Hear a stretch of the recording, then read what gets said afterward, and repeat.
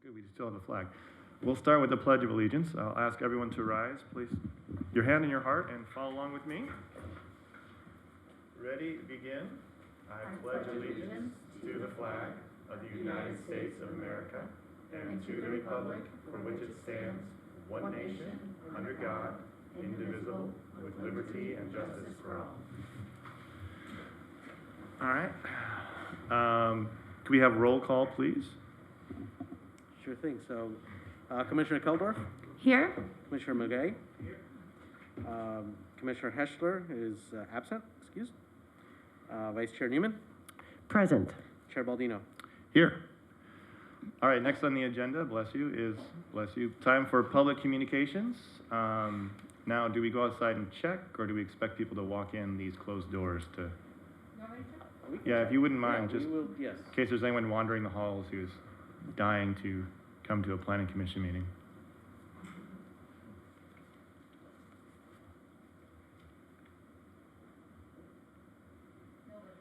Thank you for checking. Next item is written communications, of which we have none. Next agenda item is our consent calendar, also no items there. No items on continued business. We are having no new public hearings, but under agenda item I, we have several things under new business. The first of which is a request for authorization to continue teleconference meetings pursuant to Assembly Bill 361. Do we have a short staff report on this? I can briefly touch on that. So the teleconferencing has been enabled through various governor's executive orders, and those burned off as of the end of September. So AB 361 took on those orders and implemented them through state law. So there's, it's enabling in the sense that the legislative body has to make certain findings to allow continued use of teleconferencing, and that's what this resolution will do. Okay, and the information provided in the packet, staff has made those findings required?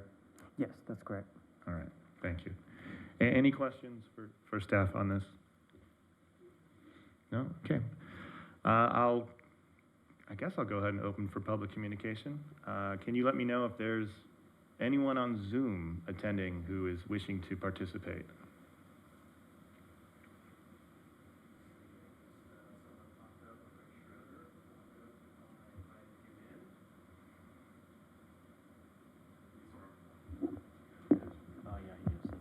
Oh, he's a consultant.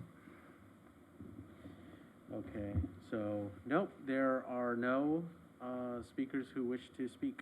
All right, thank you, Eduardo. Seeing no one in chambers and no one on the Zoom, I'll go ahead and close public communication, and all further comments shall come from the dais.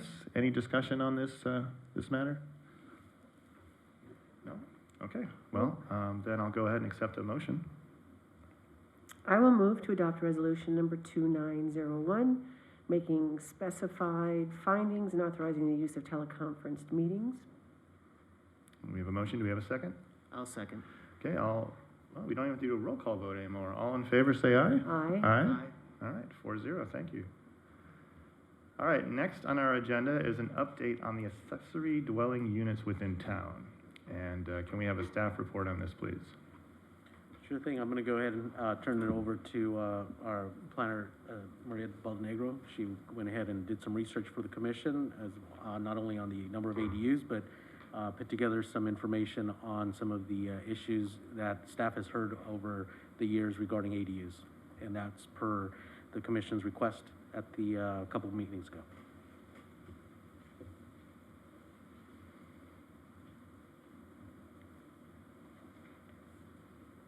At what point does the PowerPoint get shifted?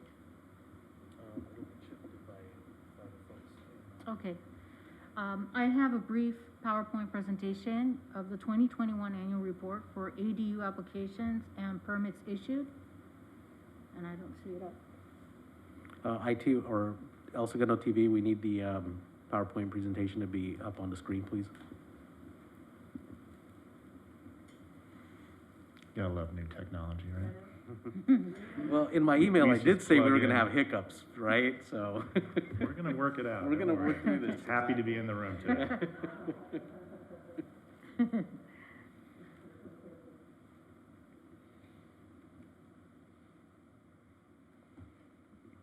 El Segundo TV, the monitors in the chambers are currently, off or blank. There's nothing, no feed coming through. This is like 1984, where you're just, there's cameras on you and someone else controlling your fate, and you're just begging for permission to get a PowerPoint going.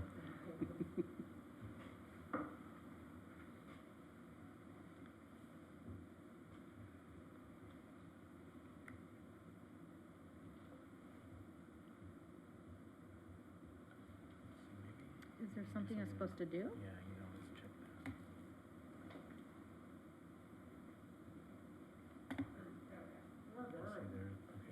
Ah. There it is. Okay, Okay, so I think we can, okay, got it. that's, what is that? That's the first, okay, so we got it up. So the El Segundo ADU regulations are consistent with state law. ADUs are allowed in all residential zoning districts. And ADUs are allowed as new construction and conversions, and that includes, as of 2020, garage conversions. And the ADU applications received between November 1st, 2020 and September 30th, 2021 are 17 for new construction, 14 for conversions, total applications 31. From the applications, 5 new construction permits have been issued, 7 for conversion have been issued, and a total of 12 ADU permits have been issued. Oops, I think it, yeah, it's skipped. Oh, there it is. Okay, sorry. So as of 2017, this is the combined total for new construction. New construction was 64, conversions 37, and 101 total ADU applications. The ADU applications issued were 38, conversions were 17, and a total of 55 have been issued.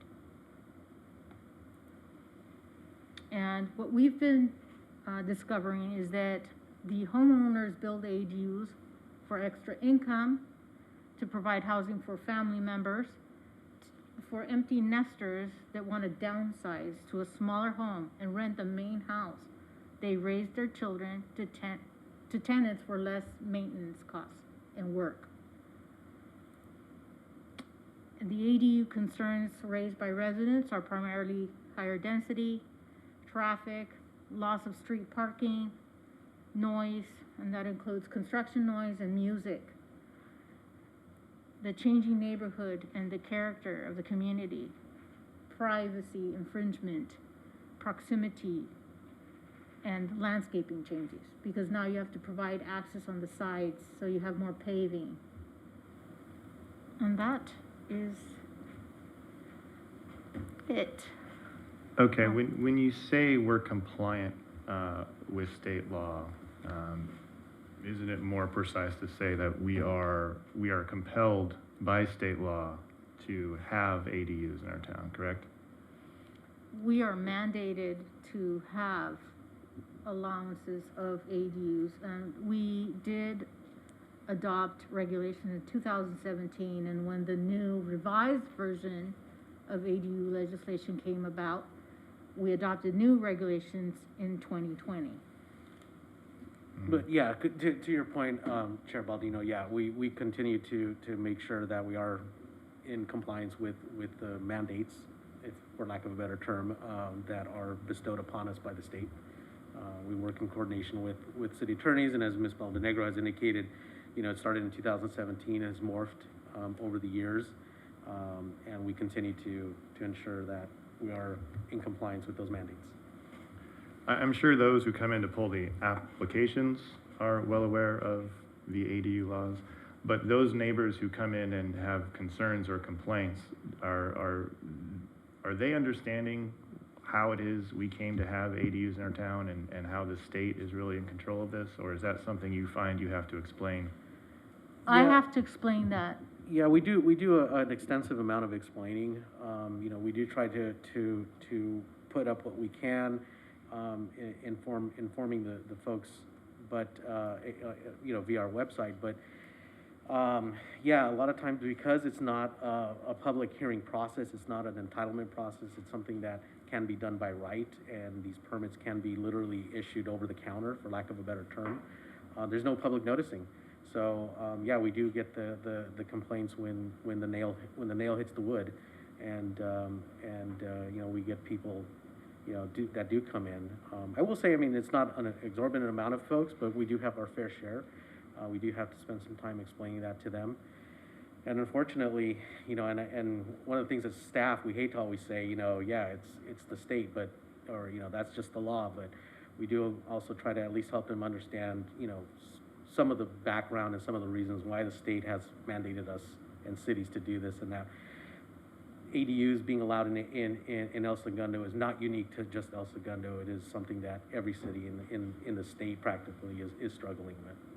And do you have like a fact sheet or frequently asked questions that you can pass out to people that kind of lays out historically how we got to where we are and what the state law is and how we're complying with it?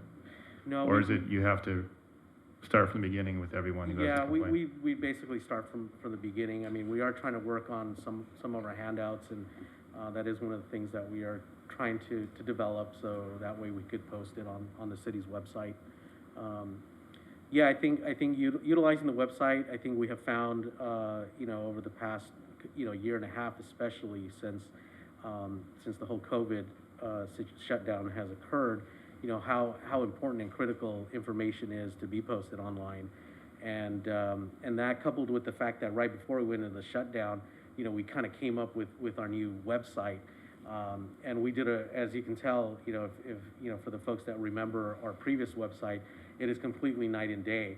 And so, you know, we kind of chip away at trying not to make it look like what it used to be, where we just threw everything on there and try to have some order in there. But yeah, the point is, you know, we try to consistently work on our website.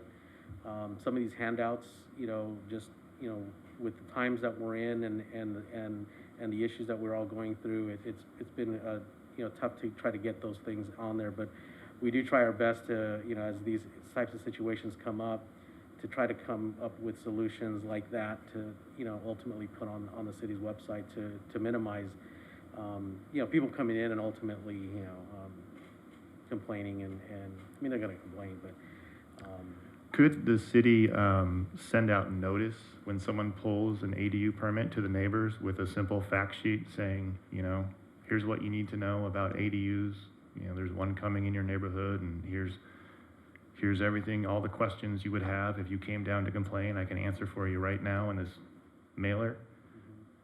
I mean, that's a good idea. I think, you know, I don't know to what extent if, I mean. Because my concern is that I have experienced and witnessed neighbors behaving poorly to one another.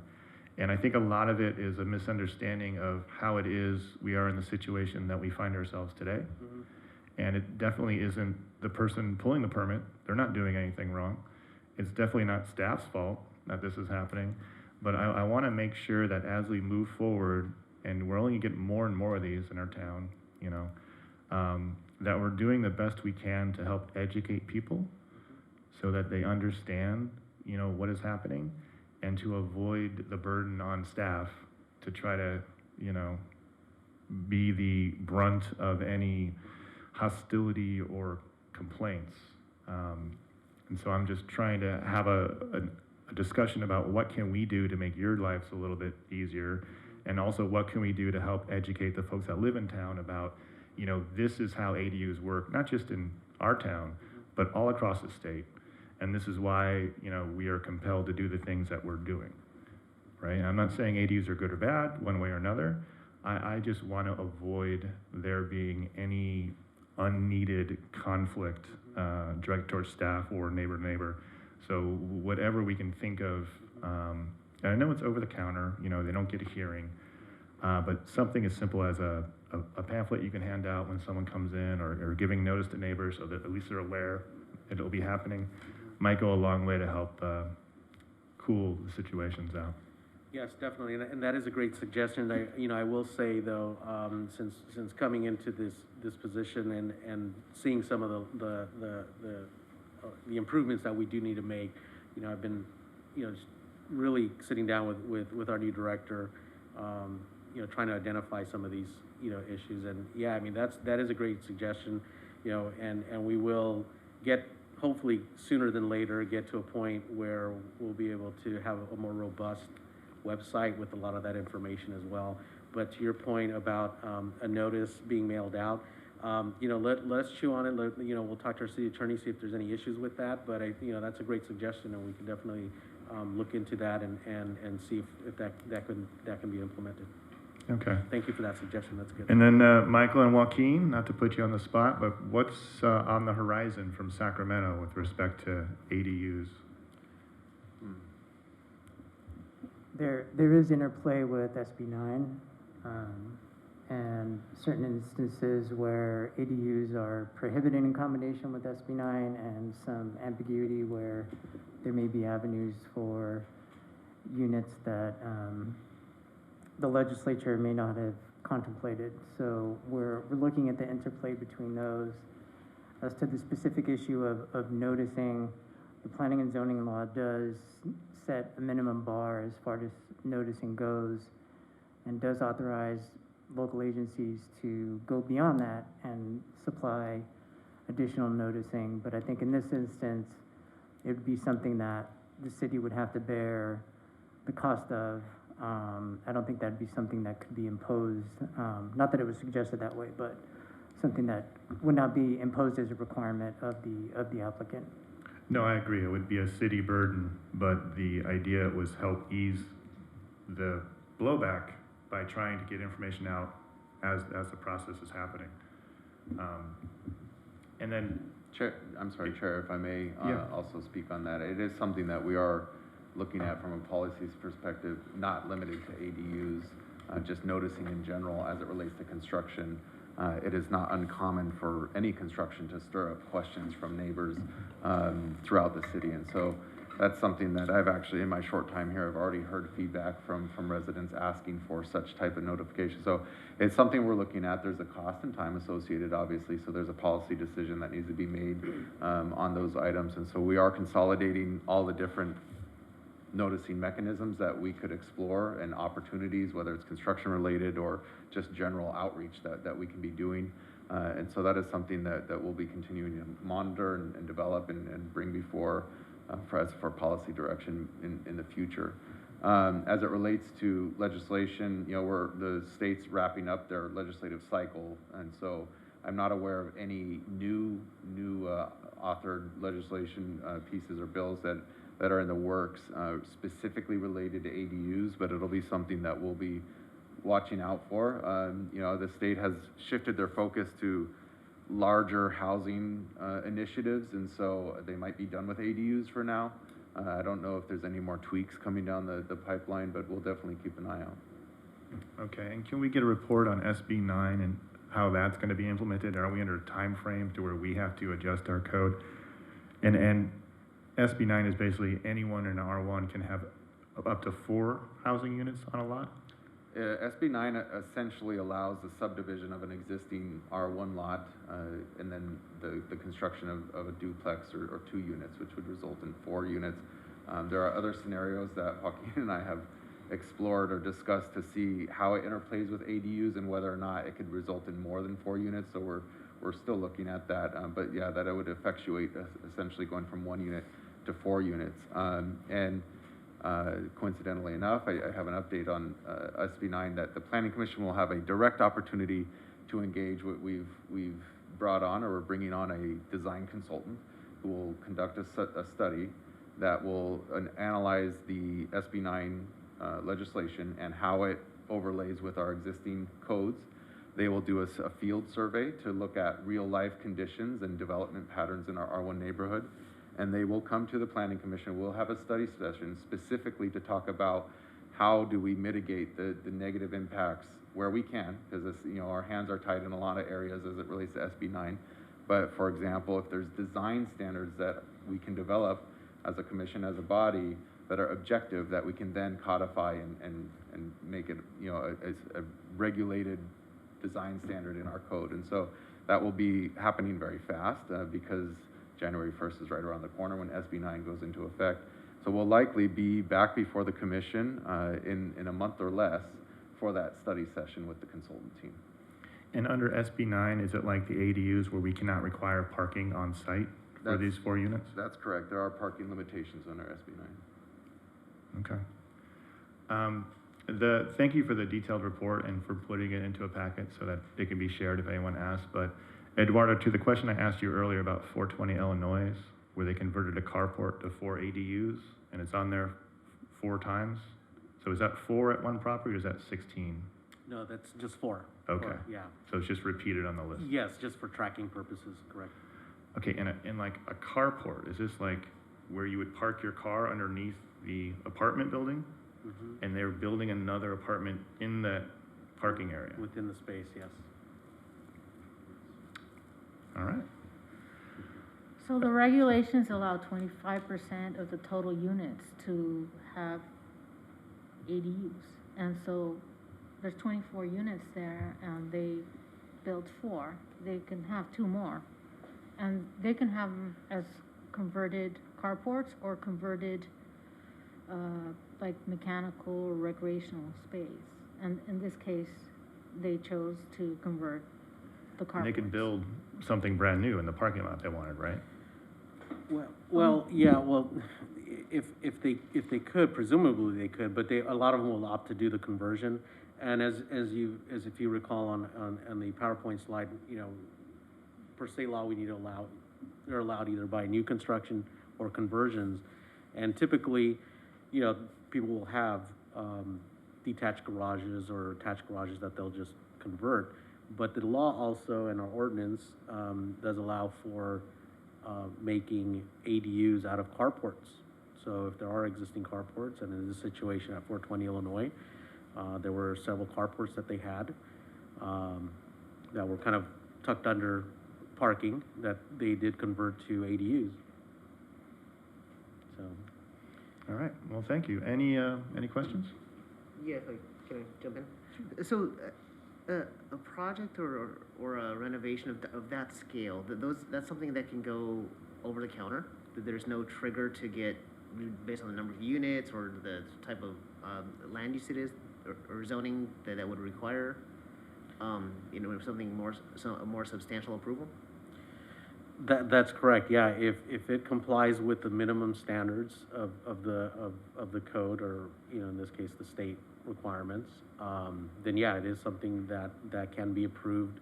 I hate to say over the counter, because, but you know what I mean. I mean, because they still have to submit the appropriate plans for the building department for Title 24. You know, and ensuring that whatever conversion, because typically you're converting a structure that was not meant for habitation to an ADU, which is a residential habitable portion. So there are certain upgrades that do need to be made to the structure internally, you know, for energy efficiency and habitability, for lack of a better term, to make it a habitable structure. But yeah, if all the paperwork is in order, you know, a permit can almost be literally issued over the counter for that. We do require a covenant for all ADUs, whether it's R1, R2, or R3, A covenant for what? for the ADU. Yeah, and the covenant is just to memorialize state law, which also does not allow for the ADU to be rented out for a period of less than 30 days, which would be considered a short-term rental. Okay. Do the ADU requirements in El Segundo, are they at the state minimums, or are they greater than what the state minimums are? You know, they are at the state minimums. Just to correct that, I think there might be some standards that are in excess of the state minimum. For example, the state standard for a 2 or more bedroom unit is 1,000 that's square correct. feet minimum, but I think we allow up to 1,200 square feet, is that correct? So there might be a couple other Yes, that's provisions correct. I where, apologize for that, you're right. and I don't know off the top of my head if there's any other provisions like that. It's another example of an apples-to-apples situation between the ADU law and SB 9, where the city is not obligated to adopt an ordinance to implement the state mandate.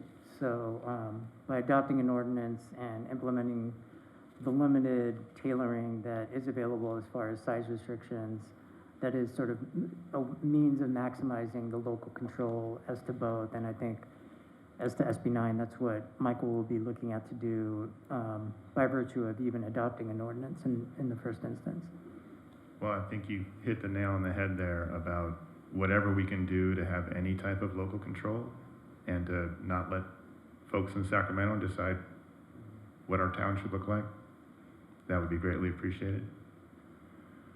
Any other questions on ADUs? Yeah, just one curiosity. It seems like there are about double the amount of applications as permits, and I'm curious anecdotally, do those not meet standards or people just change their mind? Why aren't those ultimately converted to permits? Yeah, there's a variety of, there's different, you know, variables that will, you know, dictate what ultimately when, you know, if someone pulls the trigger on actually getting a permit. Yeah, I mean, you know, from what our experience is, you know, some people just ultimately opt not to do it, or, you know, they just take a lot longer in plan check. I mean, realistically, when someone submits for plan check, you know, we have made it a policy that we do have, and we try to stick with it as much as best we can, but we do try to have it turned around back to folks within a certain, you know, several week turnaround. And we try to abide by that. After that, if there are corrections, the ball is in the court of the applicant or the property owner. And just anecdotally, you know, there's been several times where I hear, oh, you know, it took me, you know, a year to get through the process. Well, if you look at it, you know, you submitted to the city, we reviewed it within 30 days. You came back in 5 months later to then resubmit. We got our second review done in 2 or 3 weeks. And then you sat on it for another 5 months. So yeah, in total, yeah, it took you a year. But from a city standpoint, we're bound to our own policies to get these things turned around really quickly. So anyhow, sometimes people just opt not to do it. They either, you know, have the funding and then opt to use it for something else. But yeah, there's just different variables that come up. One more question, and I forget how you characterize it, but I guess the slide with the potential drawbacks of ADUs, just to be clear, was that a survey, or was it perceived drawbacks, or are those actual complaints?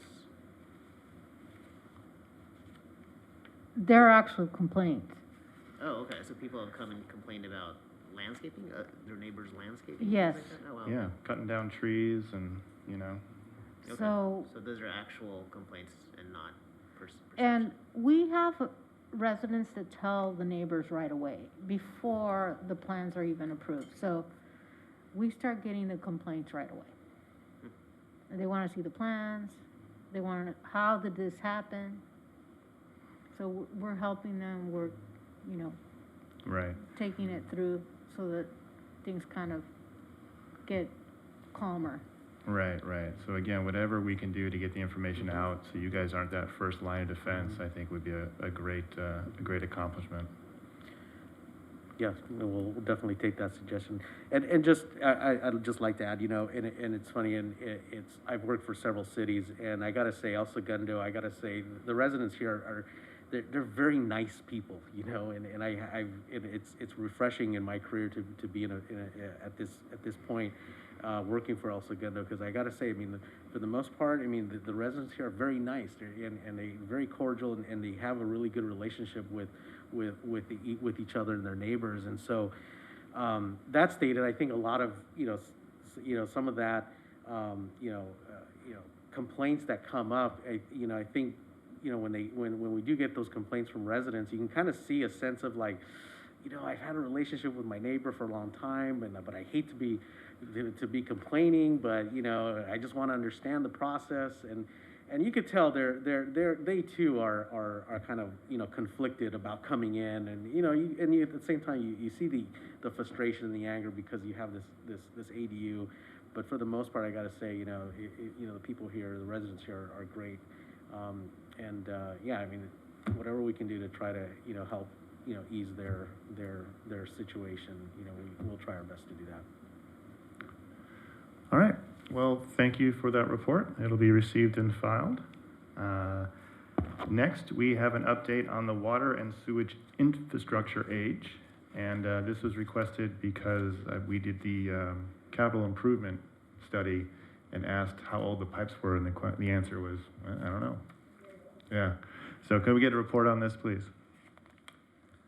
Yeah, we have our city engineer, Lifan Su, here to answer any questions. But yes, you're right, Chair Baldino, this was a result of commission's ask for additional information.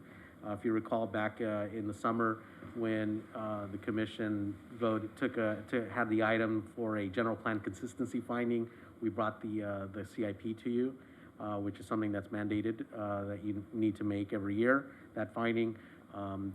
Questions arose about the infrastructure, and Lifan has provided that information, and obviously he's here to answer any questions. Good evening, Commissioners. I'm Lifan Xu, I'm the city engineer, so I'm here to answer any questions you may have regarding the reports. Can you just summarize the report for our vast home viewing audience who may Yes. not have had the time to read it? Yeah, sure. So I ran through the data and look at them, and so the city is basically have 45% to 50% of the city is built before 1950, and then the city go through another growth period in the 50s, 60s, and 70s. Another 45% were built at that time. So basically, the residential area by 70s are basically completely built out. And after the 70s, the new infrastructure is all on the east side, for the most part, on the commercial area. And the water, if you look at it, most of the water infrastructure built before the 1950 will be replaced. And then after the 1980, most of the percentage you see here of replacement. So approximately half the water main has been replaced at least once. And on the sewer, it's because the sewer it's follow a different type of maintenance upgrade. Because for the water, you can only base it on the age and maintenance history, and then it's leak history. But for the sewer, the material is 100% vitrified clay pipe for the city of Sagando. So the material itself lasts forever, almost. However, the witness of that is everything is coming into a short session. So the tree roots are its biggest enemy. So the maintenance for the city is we need to clean the sewer pipe every year, all 50, 60 miles of it. We have a sewer crew go out there and clean it, cut the roots every year. And then once it's done, it's going back to do it in another year, and we do video inspections every a major citywide video inspection every 10 years to see we can actually see what's wrong with the pipe. So for the most part, if you can see if there are cracks on it, if there somebody what we see is a micro crack, or there's some pipe that's got crushed, or if somebody put a grinding rock, one of the utilities. Going through it, you can all see what's wrong, and then you could come up with the repair and you could, for the most part, it's a point repair. You could do it instead of replacing the whole block of a sewer pipe. Is all you can see is only one area is wrong, so you only take out that one area and replace that one section. So for the sewer, for the most part, it doesn't require a wholesale replacement. It's more of a point. More of a surgical approach than the water. So for the sewer pipe, most of the original pipe are still in very good condition, and because we can visually see it, and then go to fix it individually. But for the water, you really have to replace it at least a few blocks at a time. So that's how the program runs. So looking at this, I think in terms of where the city is, We are pretty, I think we're comparable with, in terms of the infrastructure condition in the neighboring city. So that's what I see from this report. So any questions, I can answer them. So what I gather is we don't have to be concerned that 44% of the sewer pipe is from the 1950s because you're regularly cleaning them Yep. and maintaining them, and then you can do spot repairs. Yeah, Whereas the water, you have to do a wholesale replacement of those pipes on a Correct. regular basis. yeah, correct. Okay. Let me ask, in your opinion, do you think the water and sewage systems in the city could handle if every R1 had, instead of one single-family home on it, had 4 single-family homes? So basically you quadruple the families in town? No, that would be a magnitude change. So at Yeah. what point do we know that our infrastructure can no longer handle additional dwelling units in the R1 zone?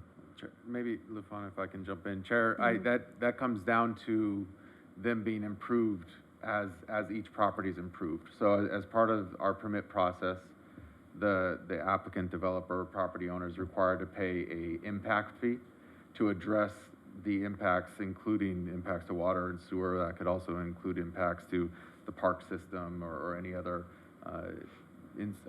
infrastructure impacts that it might have.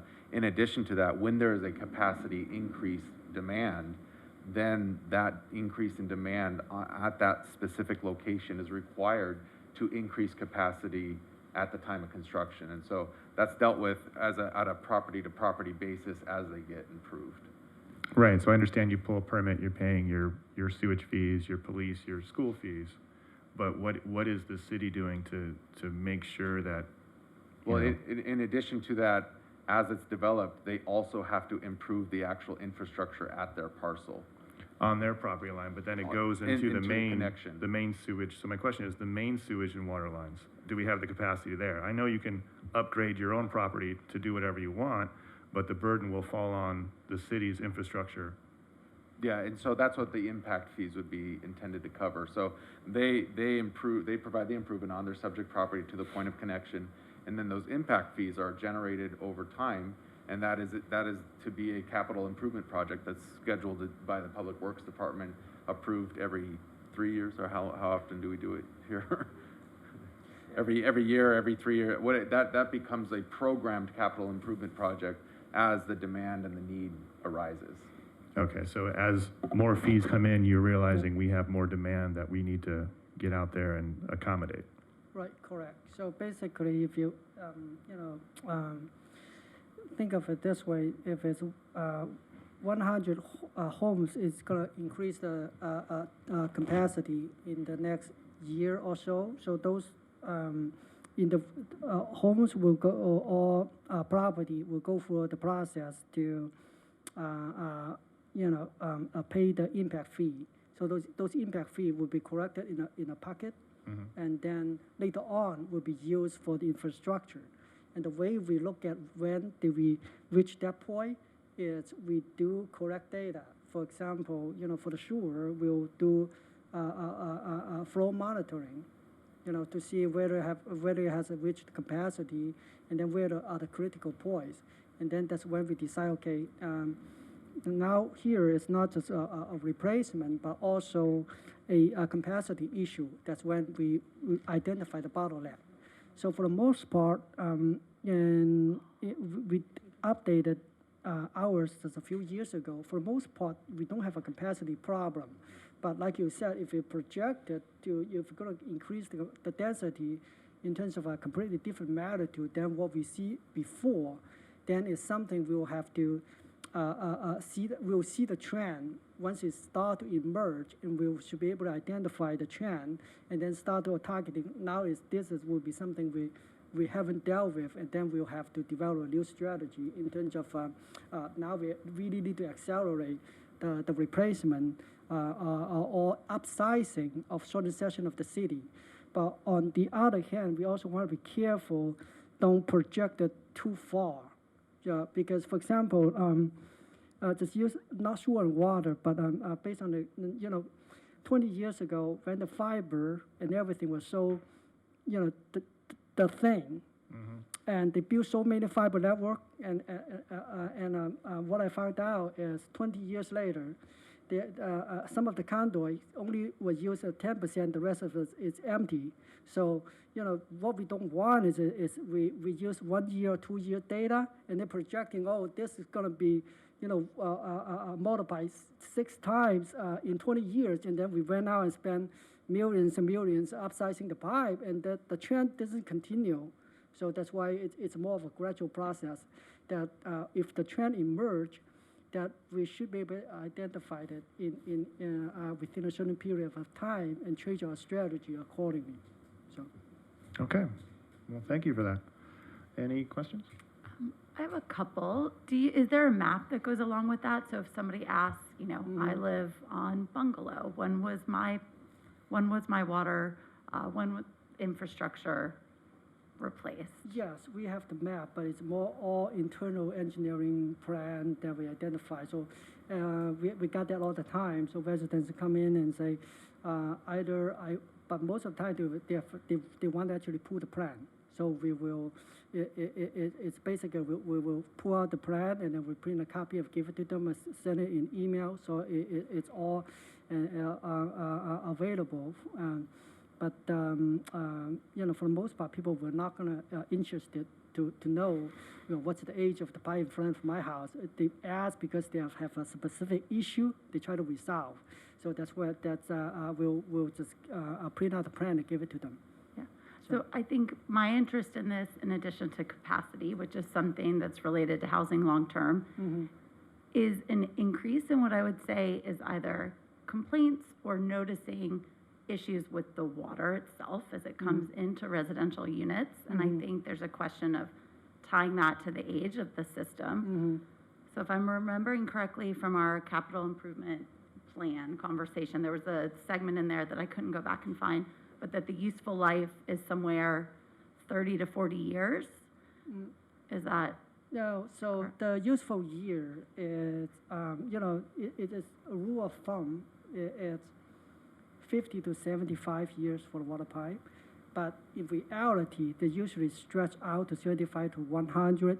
The reason being, there's a lot of factors affecting it. One is the age of the pipe, the material of the pipe, the pressure, and then the kind of a shell condition it's in because of the corrosiveness, and then also there's one more thing. But you know, it's a weather, because if it freezes and often, and it will much shorten the age. But here in California, we have a few things working for us. One is the weather. We don't have, you know, the cycle of freezing and thawing, and that way. And also we don't have corrosive soil. And then for the other part is the material in after the 1970s, starting in the 80s, we're really starting to use a ductile iron pipe, which lasts a lot longer than the cast iron pipe. So all this combined factor, it's more likely, you know, push it to more closer to 75 than 50. But you know, it's the number sometimes you read on the paper, it's more of a general reference. But when it comes down to actually, for us engineers to actually look at the condition, we want to be a little bit more precise. So that's I think I answered your question. Yeah, absolutely. So if somebody had an issue specifically about corrosion, and they were curious what the age of their infrastructure was, they would go to the city and they could ask that question, and that's something that's pretty easily. Okay. So if I can ask, so you know, you talked about the age of the pipes, and that's what you have here in the tables. Is there an assessment on the conditions of the pipes? Because you said that, you know, that it could be, I don't know, 35 to 100 years. But, right. You know, and some of these are, So, majority of them are over 40 years. So the sewer is the easy one because we can visually see it. The water is much harder. We can only look at, you know, the history, how many breaks it has in the past, and then we can identify, and then and sometimes when we do go out and do certain repair, we have a section of the pipe we can actually look at That's when we actually, really have a really good ideas of it. We can, but if it's buried in the ground, and then it has no reported issue, then we can only base on the age of the pipe Okay. at that point. So that's for the sewer, but what about the water? That's water. That's what I mean. The Oh, sewer, okay. the sewer is the easy one because we can actually virtually see it with the video inspection, so we know exactly what's wrong. So you can only assess by the age of the pipe for the For- water right. lines? And if we don't have any additional information, but sometimes the water may break. We look at the history, how many times it breaks in the past, and also every time we did a repair, we were able to cut out a section of the pipe, and then we can actually see the condition of the pipe at that time. So, Okay. I understand what you're saying. It just, it gives me a little concern that there's not an active kind of assessment of the conditions of the Mhm. pipe. Because I have heard anecdotally about some of the concerns about the water quality coming into the city. So Mhm. if there's any way that we can proactively check the conditions without waiting for issues, that would be appreciated.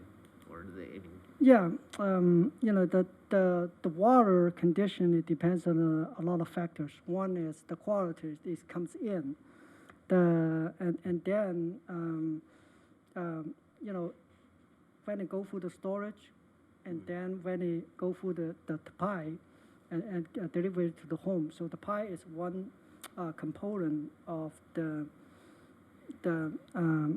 thing, but the water department every year have to do a water quality report. So that is part of the reporting that's mandated. So we're looking at the water quality very carefully. Those are all mandated by the state. the water quality coming into our lines or coming out? Uh, Because I mean, if it's good at the storage or wherever it's coming from, but then it comes through our pipes and we don't know Right. if there's been any deterioration or corrosion that's, Right, that's affecting the water quality. it's the whole process, the whole way till the delivery to the tap. So the report, it's different point of the system. So they'll test it at different Right, points of the right. system and Mhm. include all of Yep. that in the report. Yep. Because I think going along with that, I mean, I'm definitely not a scientist in this regard, but what I've Mhm. read and heard is that at the first source, we're comparable to our neighbors. And as we transition along that, we're still well within, I want to say that, well within health and safety standards, but have a higher level of less good things than some of our neighbors as it moves through the system. And I think that's what is triggering some of the questions. Right, but keep in mind though, most of the pipe, they are cement lighted.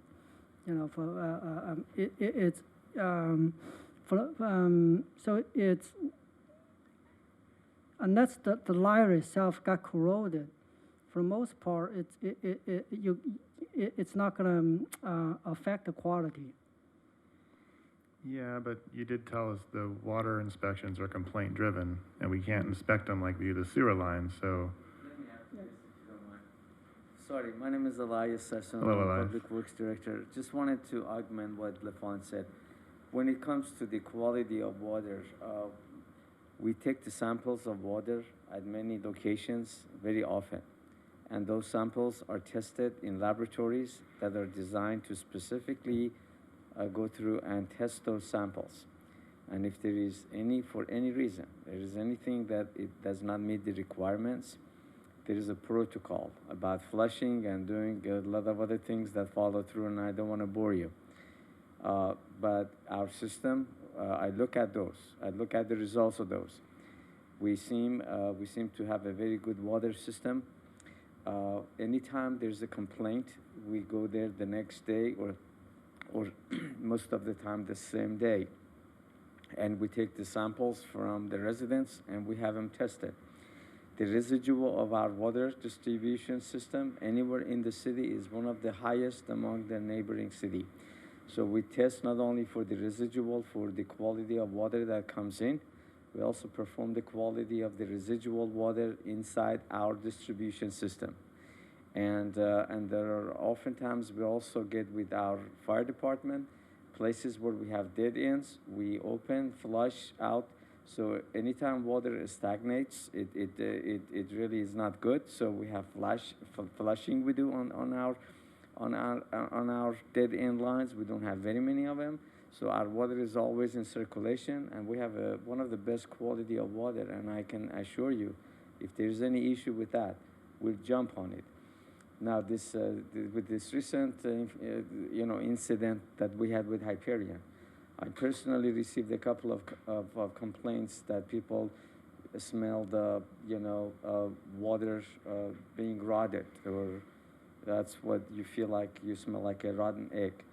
I immediately went out there. It was really the smell from their sewer, from their own internal plumbing, had nothing to do with water. We take this matter very seriously. Every year, as he indicated, we have to submit water quality that it not only goes and shows the quality of the water that I just talked about, but also it does calculate how much of the water that we receive is actually delivered. Because in the process of you buy the water, there's a meter. You know how much water you're buying. Then you sell them. When you compare the two, there's always a percentage of water that is evaporated or you lose. Different cities, that percentage varies from 4 to 20%. Ours is very low, which means we don't have very many breaks. Our system, as he indicated, one of the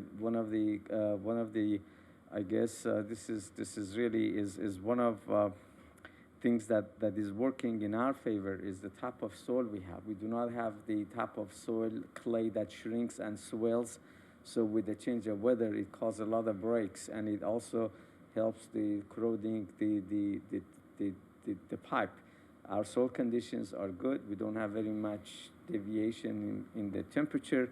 So I can assure you, our water distribution system is one of the best in the entire South Bay, and I can attest to that. I hope I have responded to your concerns. If there's any concern, any at all, and for the ones who are listening, we'd be more than happy to come by, test their water, and we do that as often as it takes. And we take this very seriously because we're talking about the health of our citizens.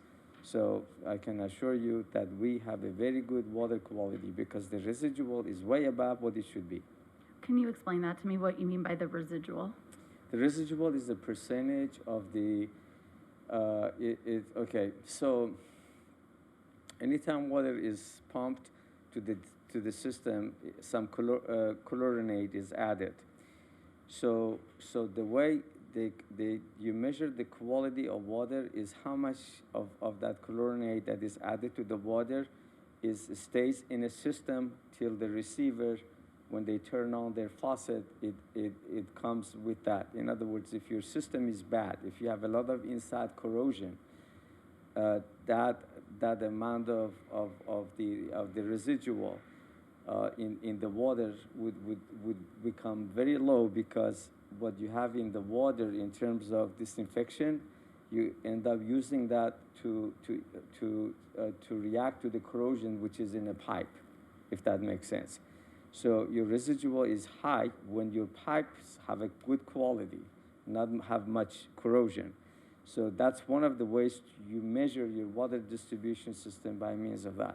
So ours is very high. That means that we don't have much corrosion or any corrosion, because if we had, then the number that it would show from the take when we receive the water to the time that it goes to the consumer, there would be a big drop, and we don't have that.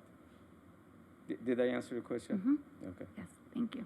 The reason I know about this is because partially in my previous job, I was very much involved directly. Water and sewer is one of the things that I did, and I became very familiar because of my experience. Not that I'm smart or anything, it's just experience. We think you're smart. Thank you, Elias. Any other questions? All right, well, thank you for the report. It'll be received and filed. And thank you for all your hard work on our infrastructure. It's very much appreciated. Thank you very much. All right, next on our agenda, have an introduction to our affordable housing consultant, Many Mansions, who is going to appear via Zoom. Thank you, Chair. We do have Representative Eric Schreider from Many Mansions with us, and as you might be aware, on October 5th, City Council awarded a professional services agreement with Many Mansions to provide our affordable housing services. And so I just wanted to take the opportunity to introduce the group, allow them to explain to the Planning Commission some of the priorities that they're going to be working on in this coming year and in perpetuity as we continue to engage with them and develop our program. So I'll go ahead and hand it off and maybe explain some of the priorities that you'll be working on immediately. I would be happy to, and members of the Planning Commission, thank you. Thank you for giving this opportunity to Many Mansions to assist the city of El Segundo in its affordable housing need. My name is Rick Schrader. I'm president of Many Mansions. I've been the executive director, president for 20 years. Many Mansions is a nonprofit affordable housing and service provider. Our headquarters are in the city of Thousand Oaks in Ventura County.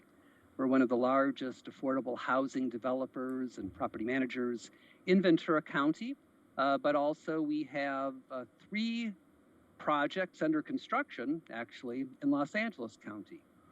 We're the largest provider of supportive housing in Ventura County. So much of our housing is now for persons who are extremely low income, very low income, formerly homeless, disabled, seniors, other types of people that are most in need of housing. We have a very ambitious scope of work ahead of us, working closely with the city staff, the city council, this planning commission. Our major task is really first to absorb the update to the housing element, which we've had some work on and some input on. It's an excellent report, an excellent roadmap, I think, for your needs over the next couple of years. But the real task then is to put some flesh onto that. Lots of goals, lots of objectives, but how do we implement these various objectives? And I think that's where Mansions was designed to come in and assist where we can, to look at your housing inventory, the land that you have, the regulations, the zoning, the types of policies that you might have, and see where more affordable housing can be developed within the city. What would appeal to other developers like Many Mansions or others to develop more of that housing? It's not really the city's responsibility to build the housing, but it is the city's responsibility to create the environment where such housing can be developed. And the citizens in your community have those housing options that they need. That there's housing that's not just for sale housing or luxury condominiums or townhomes, but a range of housing, especially housing for those persons of very low income and very limited means. So our goal is to work with the staff and come up with a strategic plan. What are some things that the city and others can do over the next couple of years to create that environment? So we're going through the housing element. We're looking at the housing inventory that you did, looking at some of your policies, some of your existing projects, and some of the proposals that are listed in the housing element, and see if these are things that make sense for your city, and if they make sense for others that want to develop affordable housing. Can you walk us through how it is you will engage the residents of this town in helping you make these decisions? Because I'm a little weary of you using just the housing element we have to send up to Sacramento under threat of severe punishment, and want to know what type of outreach you'll be doing to the folks who live here in town. Well, we definitely will be doing outreach. I think the housing element is a good place to start. I think it's a place that does really look at your housing stock, your vacant lots, some of the regulations and zoning that you have. But it's also, I think it is important to get out in the community. And we've hosted in our developments and elsewhere lots of different town hall meetings with residents or with the community members, with neighbors, and really try to get their input. What type of housing do they need?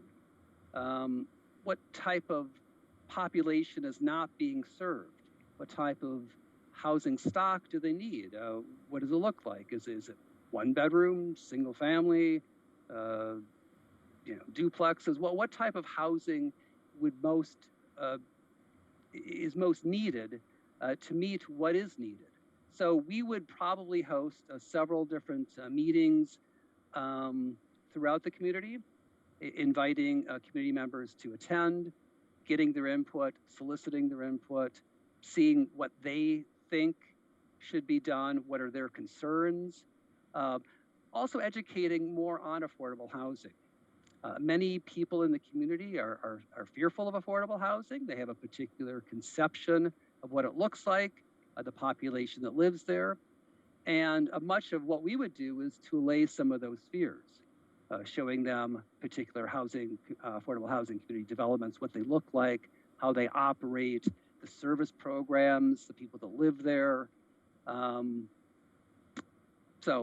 As I said, we would definitely go out to the community because we really want to learn more about your community and get their input as to what they feel is needed in the community. So these would be in person, hopefully. We're hoping to be out of COVID. So most of the meetings we would have would be in person, but there probably would be some element of remote participation as well. So, Michael, we've got 10 years before the next housing element rolls around. Can you give us a ballpark roadmap of what we'll do as a city to help, one, educate the folks in town about what these requirements are from the state, and how we plan on getting the outreach done so that next time we're tasked with this, we are ready to go? Yeah, so I can't spell out the roadmap today. I mean, part of the reason why we engage with Many Mansions is to help staff create that roadmap. And as Rick mentioned, we start by looking at the housing element. That's what establishes the goals and the policies that we are intended to be the framework for what we're intended or supposed to look like or look at as mandated by the state, and a couple that we elected to add in. But that's where we start, and part of the reason why we've brought on this team is to develop that roadmap with us and with the commission, and it will not be developed without coming before this body. But the intention is that we don't wait until 2028 to get started. The intention is that we spend the next year really giving an honest go at developing this program consciously and with intent on maximizing the next 8 or so years on engaging with the community, engaging with the Planning Commission, engaging with the City Council, and over those years, as you can imagine, the bodies are going to change. There's going to be a cycle of new commissioners and new council members in time, and so that'll be an ongoing engagement as we need to educate, inform, and glean new information from new players in town and new members that sit on the commission or the council, and so that's the best I can do in terms of a roadmap, other than that our goal is to start immediately, and so Many Mansions has a tough task ahead, and that's why we have to start soon. And Many Mansions has already been engaging with staff and assisting us with working with developers who are interested in building housing and providing feedback and guidance on incorporating affordable units and what those look like, and how that's built into the performas of the developments and what we should be advocating for. And so that's happening on the backside of all of this is we're identifying a path forward, but we're also dealing with the here and now before we have an opportunity to develop that roadmap. And because if we don't start now, it's missed opportunities. And so that's the best I can give in terms of the next 8 years, is that we'll be before you many times with this discussion and this item, and not just exclusive to these chambers, we'll have to be out in the community, where the folks are.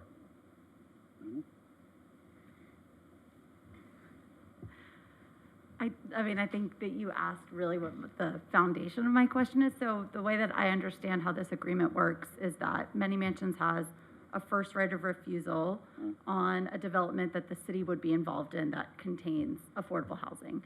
But then also, I guess potentially for the administration of affordable units in a project by a developer that is not 100% affordable or is not something that Many Mansions is developing.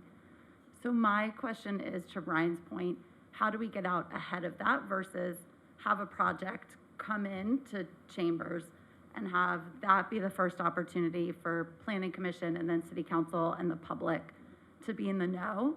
And I don't know that it's part of your agreement, and I think you are very generous with your time to be working that on the front end, because it's my understanding that there isn't a consulting agreement, so it's not something that you are being paid for your time and intellectual property, and we appreciate that because you are great at what you do.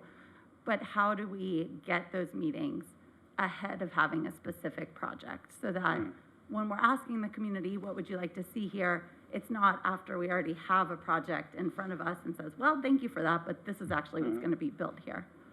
Yeah, good question. So these are policy decisions, and ideally you have those policies established before a project comes before you, so we're not having to do what we're doing now, which is ad hoc creating what our goals and wish lists are. And so some of those policy decisions could be, and you received a presentation a couple months ago related to inclusionary housing.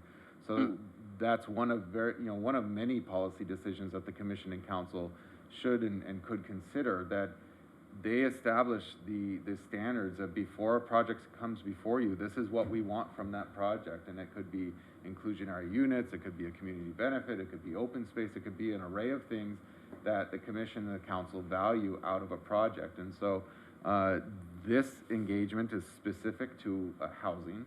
And so a lot of those policy decisions that we're going to be bringing before this body will be related to housing. But that is the way that you get ahead of it, is we study it, we plan for it, and we bring it before this body to weigh in on what is it that we want out of these projects that should be codified. It should be in the legislation, it should be in the body of our code, our municipal code, and this body and council will end up making a decision on those policies, so that in the future we're not trying to decide as a project is presented to us what we want out of it.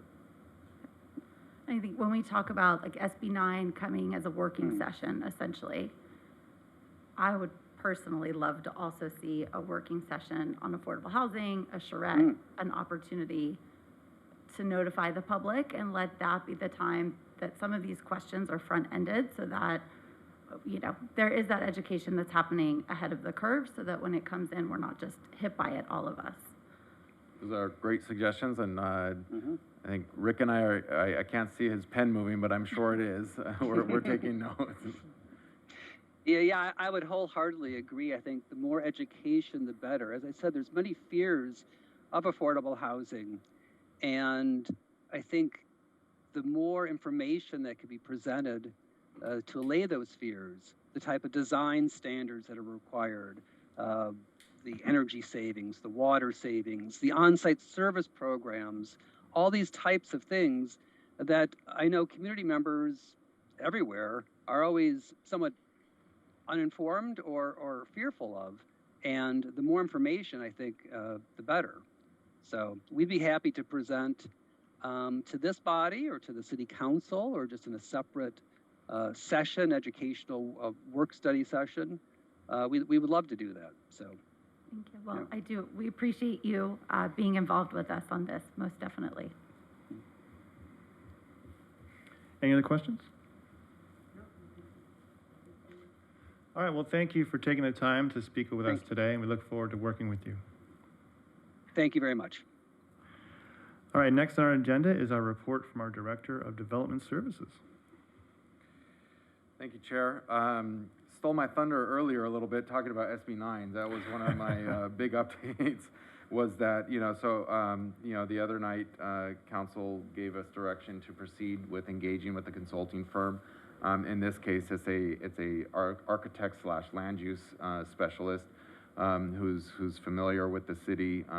His firm worked on the Smoky Hollow specific plan, and so he's rather familiar with our dynamics here, and he'll be coming before the Planning Commission with his team within a month. We don't have a date set. I have an inkling because of the calendar and the holidays, we might have to ask you to call another special meeting.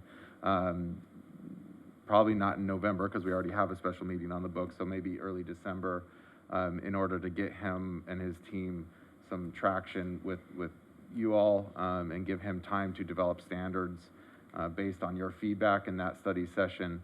But that will be a working session, so we can, be prepared to roll up our sleeves, and he's going to ask a lot of tough questions and be prepared to present to the commission his observations and findings from his own site visits, development patterns within El Segundo, and then he will hit the bricks and put a recommendation together, and then that'll come back before the Planning Commission to consider any potential text amendments that result out of that study session, which will then graduate to City Council for their consideration. So it'll be a very fast study, but that is, I think it's an exciting movement for us, and it's late, but it's the only attempt we can make to get ahead of SB 9, and by the time it actually gets adopted, will probably be in January, but we're not losing any time. This is literally the first chance that we could get them on board. We took that chance, and the first chance we can get them before this body, we will do so. And so I think that'll be a nice working session for this group, and we'll try to keep that as the only topic, because I have a feeling that will take a significant amount of time for us to work through SB 9 and its impacts and the different options that we have from a objective design standard standpoint. So the idea is between now and January to work with the consultant to see what the city can do to address the impacts of SB 9. That's correct. My goal is in January, we will be bringing text amendments to Commission and Council for adoption, if any text amendments result out of that study. All right. I did watch that city council meeting, and it felt like maybe there was a shred of hope on their part that there would be a substantial objection to SB 9, but from your perspective, and not to put you on the spot, come January, this is going to be signed into law. Oh, yeah, no matter what, come January 1st, SB 9 will be live. I don't know what other term to use. It'll be effective on January 1st. There are efforts locally driven with our neighbors in Redondo Beach, the mayor, and a couple his colleagues throughout Southern California, and one I think in Central California, who have initiated a petition, and so they will have a certain amount of time to gather. They need to gather approximately 1 million signatures to put this initiative on the November 2022 ballot. So if they are successful, we're still a long ways out from there being any result. And that ballot measure would hopefully, restore local control to zoning and housing? Their intent is to unwind and undo any state initiative that has stripped local control. Without having it in front of me, I specifically SB 9, and I don't know how much latitude it might even roll over to ADUs, but I can't say that for certain. But certainly SB 9 and any other efforts that the state has passed to strip local control. Got it. All right. Anything else? That brings us a report from the. Yeah. Mike wasn't on. I just had one thing, item to broadcast. So if the Planning Commission recalls, we had taken quite a bit of time in 2017, 18, and 19 regarding short-term rentals. So ultimately, the City Council landed on allowing a pilot program, about a 15-month pilot program to allow for home sharing. And some of the caveats to that is that it's limited to property owners only, so permits would be issued to property owners. It must be the property owner's primary residence, and they would need to be there on site. And so that was approved by the council last summer. we had not pulled the trigger on actually implementing the pilot program due to all the COVID restrictions on the lodging industry as a whole. That was lifted earlier this summer, and so I just want to let folks know, the Planning Commission and the public know, that our pilot program did start as of October 1. So if you are running a short term or a home share type of situation, please go onto our website. We do have a web page on our Development Services website, more specifically our planning website, that has the guidelines, and you can download the application and the for the home share permit, as well as the business license. And there needs to be some evidence that accompanies submittal of those applications, which attest to the property owners, not only the ownership, but also that it is their primary residence. So I would encourage people to look through that website. If they feel like they qualify, definitely submit.